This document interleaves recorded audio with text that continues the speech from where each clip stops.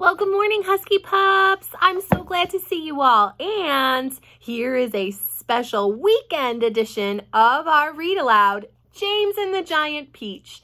Now, yesterday, my friends, we were just introduced to James. James was a very poor little boy who ended up losing his mom and dad and having to live with his evil Aunt Sponge and Aunt Spiker up on a hill where he couldn't play with other children. And he stayed inside all day long. Poor James. I feel so very bad for him, and I hope that this story finds him some happiness and joy. But we're going to pick up with chapter 2 and see what happens with our friend James.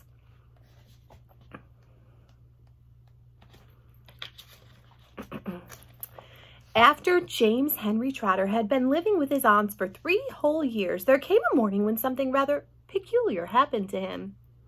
And this thing, which as I say, was only rather peculiar, soon caused a second thing to happen, which was very peculiar. And then the very peculiar thing in its own turn caused a really fantastically peculiar thing to occur. It all started on a blazing hot day in the middle of summer. Aunt Sponge, Aunt Spiker, and James were all out in the garden. James had been put to work, as usual. This time he was chopping wood for the kitchen stove. Aunt Sponge and Aunt Spiker were sitting comfortably in deck chairs nearby, sipping tall glasses of fizzy lemonade and watching him to see that he didn't stop work for one moment. Aunt Sponge was enormously fat and very short. She had small piggy eyes, a sunken mouth, and one of those white flabby faces that looked exactly as though it had been boiled. She was a great white, soggy, overboiled cabbage. Aunt Spiker, on the other hand, was lean and tall and bony, and she wore steel-rimmed spectacles that fixed onto the end of her nose with a clip.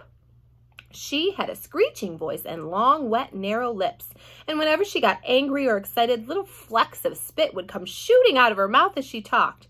And there they sat, these 2 ghastly hags, sipping their drinks and every now and again screaming at James to chop faster.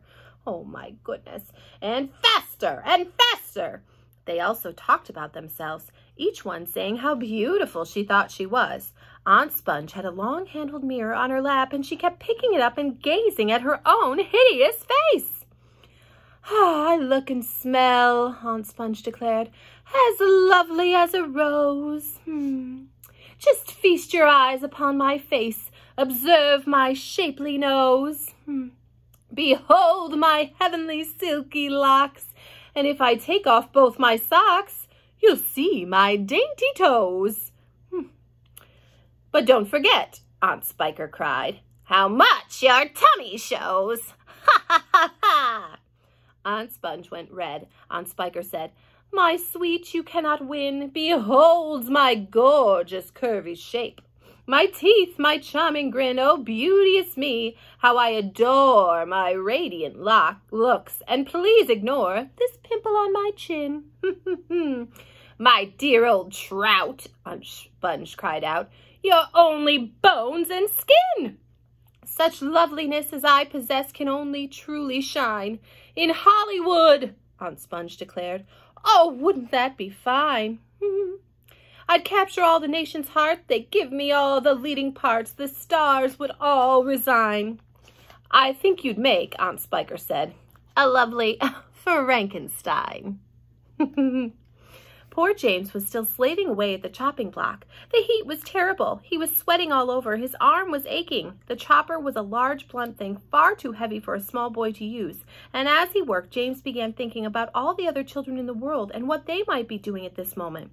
Some would be riding tricycles in their gardens. Some would be walking in cool woods and picking bunches of wildflowers. And all the little friends whom he used to know would be down by the seaside, playing in the wet sand and splashing around in the water. Great tears began to ooze out of James's eyes and rolling down his cheeks.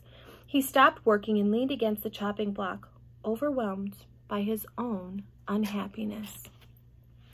"What's the matter with you?" Aunt Spiker screeched, glaring at him over the top of her steel spectacles. James began to cry. "Stop that immediately and get on with your work, you nasty little beast," Aunt Sponge ordered. "Oh, Auntie Sponge," James cried out. "Auntie Spiker, couldn't we all, please, just for once go down to the seaside on the bus? It isn't very far, and I feel so hot and awful and lonely." "Why, you lazy, good-for-nothing brute!" Aunt Spiker shouted. "Beat him!" cried Aunt Sponge. "I certainly will!" Aunt Spiker snapped. She glared at James, and James looked back at her with large, frightened eyes. "I shall beat you later on in the day when I don't feel so hot," she said.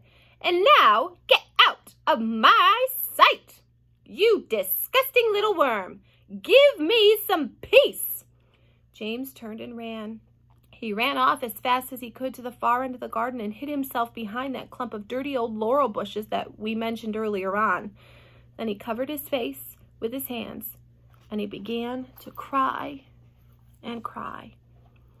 Oh, my friends, as you can see, James is treated like garbage, pretty much. It doesn't seem like his Aunt Sponge and Aunt Spiker care about him in the least bit. Poor James. So sad, so alone.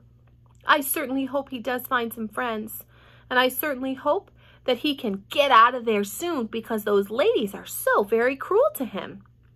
We'll pick up with Chapter 3 soon, my friends. Catch you later. Bye, Husky Pups.